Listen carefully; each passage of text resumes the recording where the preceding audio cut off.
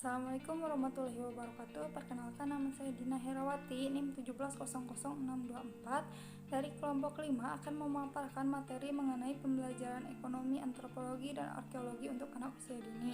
Sebelumnya, rekan-rekan saya telah memaparkan materi mengenai konsep dari ekonomi, bagaimana metode pembelajaran dari ekonomi, lalu konsep dari antropologi, dan bagaimana metode pembelajaran antropologi dan konsep dari arkeologi. Nah, di sini saya akan memaparkan materi mengenai metode pembelajaran arkeologi untuk anak usia dini.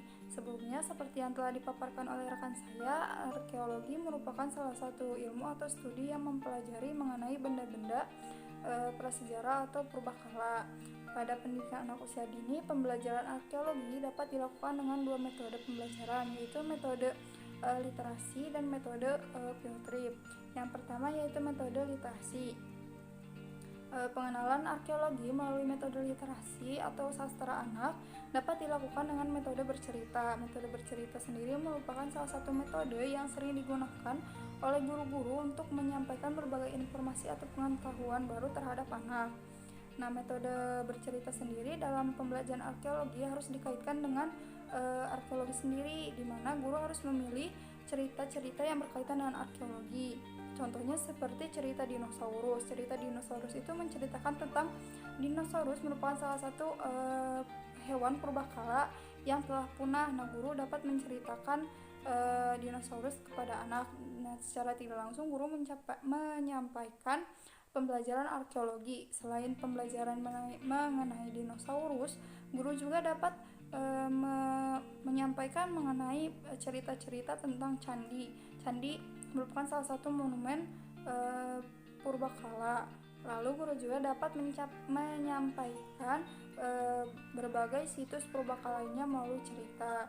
Lalu yang kedua yaitu metode field trip atau karya wisata. Metode field trip atau karya wisata sendiri merupakan metode yang efektif dalam pembelajaran arkeologi menurut saya, karena anak secara langsung melihat bagaimana dinosaurus itu ada, lalu tulang dinosaurus itu seperti apa, ukuran dinosaurus itu seperti apa, dan bagaimana monumen-monumen purbakala itu. Dengan metode field trip, anak secara langsung gitu mengetahui situs-situs atau benda-benda yang ada di zaman purbakala. Lalu selain itu juga guru dapat melakukan kegiatan-kegiatan pembelajaran arkeologi di dalam kelas, contohnya seperti kegiatan mix up pot. Kegiatan ini merupakan kegiatan di mana anak diminta untuk menghias pot menggunakan cat atau menggunakan krayon atau menggunakan spidol. Lalu guru meminta anak untuk memasukkan pot itu ke dalam trash bag dan meminta anak untuk menekan pot tersebut sehingga si pot tersebut itu terpecah menjadi beberapa bagian. Nah, setelah terpecah, guru meminta anak untuk merekatkan kembali pot tersebut seperti sedia kala. Hal ini dilakukan agar anak mengetahui gitu bagaimana seorang arkeolog mencari dan menyatukan beberapa bagian-bagian tentang situs purbakala. Lalu yang kedua yaitu melalui kegiatan objek misteri. Kegiatan ini dilakukan dengan cara guru menyiapkan beberapa benda di dalam kotak sepatu, lalu menyebar kotak sepatu tersebut di beberapa bagian kelas atau di beberapa ruangan. Lalu setelah itu guru membentuk kelompok anak dan meminta anak-anak untuk mencari kotak tersebut. Lalu guru meminta anak untuk saling berdiskusi mengenai kotak tersebut tanpa membuka kotak sepatu tersebut.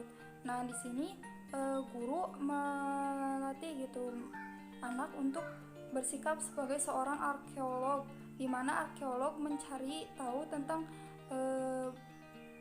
barang-barang purbakala tanpa dia mengetahui apa itu barang itu seperti apa gitu ya. Seperti kegiatan ini itu seperti pencarian mumi seorang arkeolog gitu. Lalu yang ketiga ada underwater arkeolog game. Nah, kegiatan ini dilakukan dengan guru menyiapkan ember yang telah diisi air, lalu guru memasukkan sebuah muk ke dalam ember, lalu memasukkan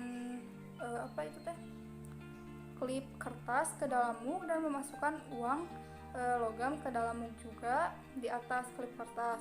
Lalu guru juga memasukkan barang-barang seperti kerikil, penghapus,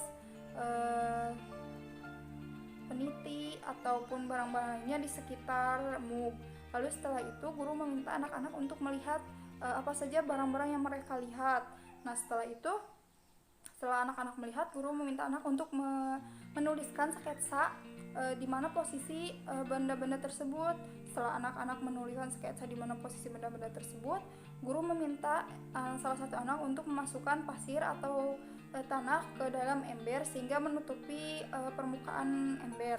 Nah, setelah itu guru meminta anak untuk melihat kembali apa yang mereka lihat di dalam ember.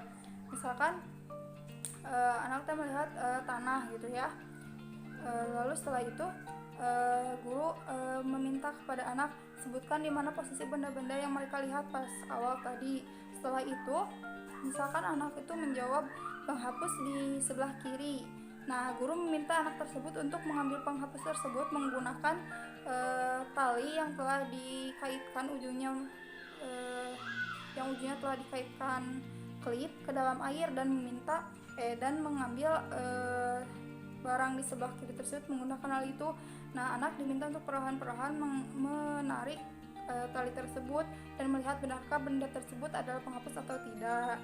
Nah, hal ini dilakukan untuk agar anak mengetahui gitu bagaimana seorang arkeolog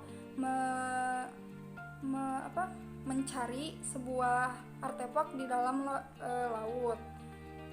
Mungkin sekian presentasi yang dapat saya sampaikan dan kelompok saya sampaikan. Mohon maaf apabila banyak kekurangan. Wassalamualaikum warahmatullahi wabarakatuh.